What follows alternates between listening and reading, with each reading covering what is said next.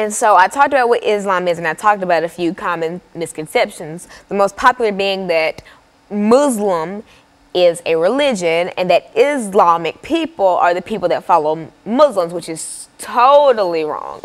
Muslims are the people that follow Islam. They're the equivalent, like this is Christians and this is Christianity, and they follow that. And so I talked about those misconceptions, but now I'm going to talk about the anti-sentimental feelings toward Muslims in the United States. Now, I think that you've probably encountered some anti-sentimental feelings, but you've probably just not seen that they were anti-sentimental. Like, for instance, on social media, I always see jokes of people making fun of Muslims for, say, how they dress or the Quran or something, just making wisecracks about that.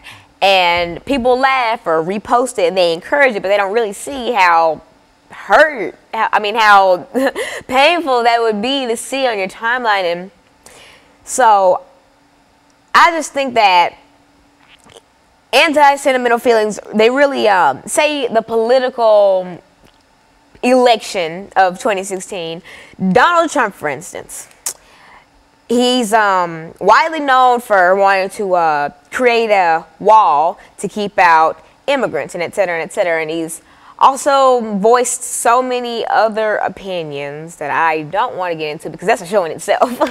And so, also, there are so many stereotypes that come from anti-sentimental feelings toward Islamic people, and some aren't even stereotypes. Like, for instance, I was flying to Washington, D.C. by myself. Or no, I was flying from D.C. to Nashville, and there was a man behind me, and I think that he was a Muslim. Well, he had a Quran in his hand, and we were in line trying to go through TSA, and so I went through and got my stuff, and I sat waiting for the rest of the group that I was with to get ready to board a plane, and they were just giving him the hardest time trying to go through security, and they were just doing unnecessary things that were just, like, they made him open up his Quran and they had to, like, flip through it and, like, put it through the machine. Like, that's extra. I was carrying bags and stuff, and they didn't do half as much stuff to me as they did to him. And I'm just sitting here thinking, like, wow, this is the country we live in. And other people were just looking, and I saw a couple teenagers just laughing. I'm like, are you kidding me? This is actually happening. And it caught me off guard because I've always heard about stories like that, but I've never seen anything like that firsthand. And I thought about that the whole plane ride home, and I was just like, wow. And so we see things like this. And for instance, we see things like this and we don't ever take a stand. Now, there are some brave souls who do, but for the most part, people don't. And another thing that really, really irritates me, people are always talking about ISIS, which is a terrorist group that needs to be stopped ASAP. The biggest thing that irks me is people who think that all followers of Islam are part of ISIS. That is not what's going on at all. That's like saying all people who listen to hip hop are drug dealers, or all people who listen to soul are hippies. You can't judge an entire race or group or party by one thought. Like, I grew up in a Democratic household, but I can tell you that not all Democrats hate gays or whatever. And I can tell you that not all Democrats hate Republicans. It's just, I hate stereotypes like that. And I hate when people try to classify large groups by one thing that just so happens to be popular among that group of people. Like, yes, a lot of people in the world like fried chicken. Yes, a lot of black people like fried chicken. Not all black people like fried chicken, and I wish people would get that through their heads. Well, Lana, when you see people thinking in terms of animosity toward these various groups, we've got about 2 minutes in this segment. When you see people thinking about the animosity toward various groups, to put it within the African-American context, and you think in terms of slavery, the Civil War, and then the 13th, 14th, and 15th Amendment, are you contending, or are you saying that all of these groups, no matter what group they might, what religion they might belong to, have the same constitutional and civil rights liberties. Is that what we're saying here? Everybody deserves a chance at life. Everybody deserves a chance to be able to walk through TSA without being double-checked just because of the traditional dress that they're wearing. Everyone deserves a chance to be able to walk freely down the street without being called ISIS. Every black woman deserves the right to walk down the street without being called I don't know if I can say that on TV. No, but I'm don't not say going to. And And every white person deserves not to be able to be labeled as, every white Southern person deserves not to be able to be called KKK or say some stupid stereotype like they date their cousins or something. Because, I mean, sure, that may have happened in the South, but you can't classify a whole group of people by that one thing.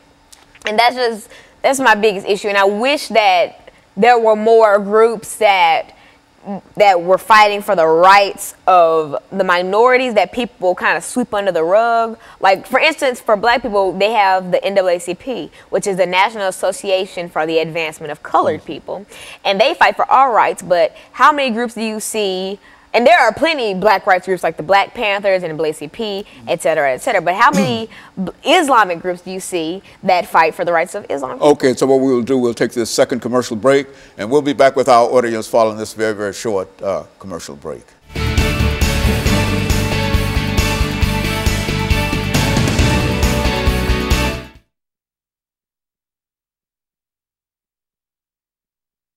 Impact tariffs.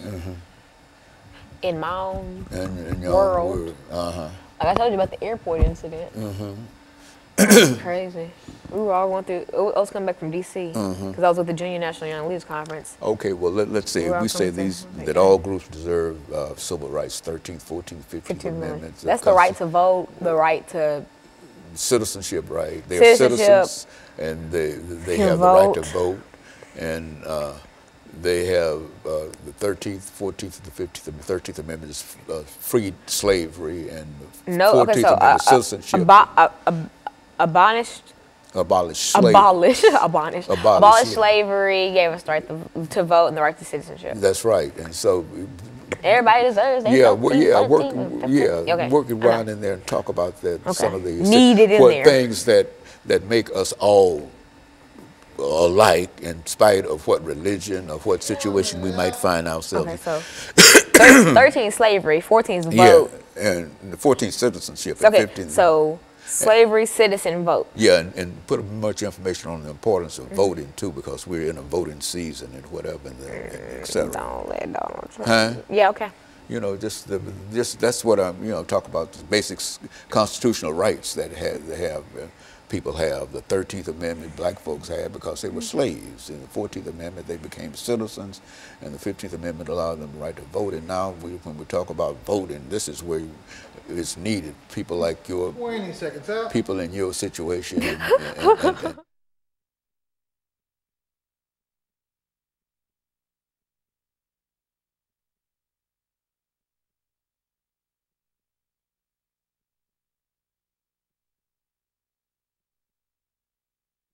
thank you, and welcome back to the final segment of the show for today. We're talking to Alana McLaughlin, and she's giving us some information in reference to anti-Islamic sentiment in the United States of America. Now, Alana, you've covered quite a bit of information during the first and second segment.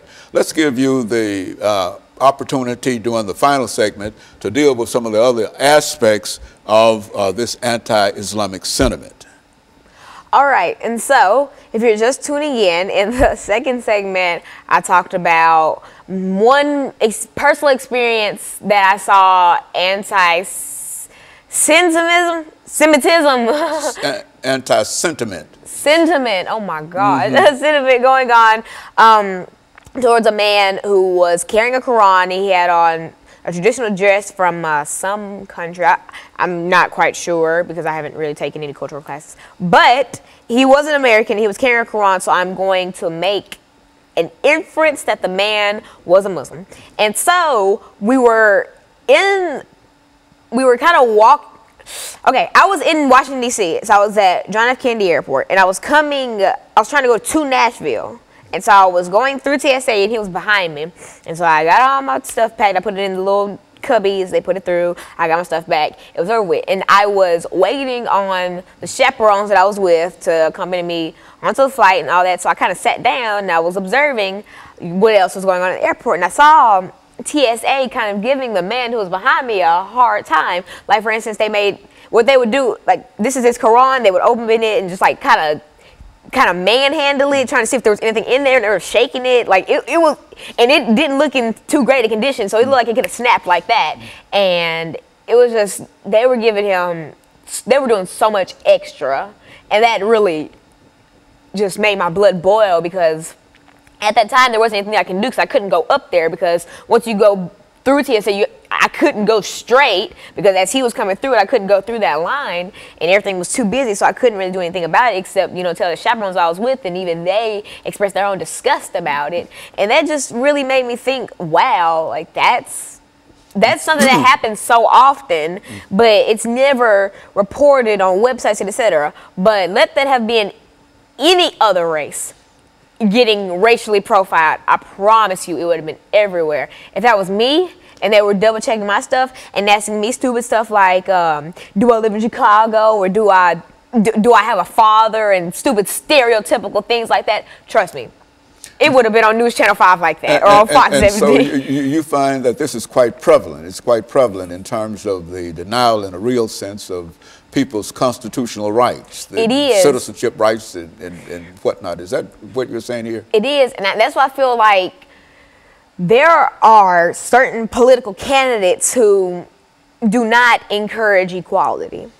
I'm not going to go into name dropping or anything, but there are certain candidates that do not support equality, and I feel like, okay,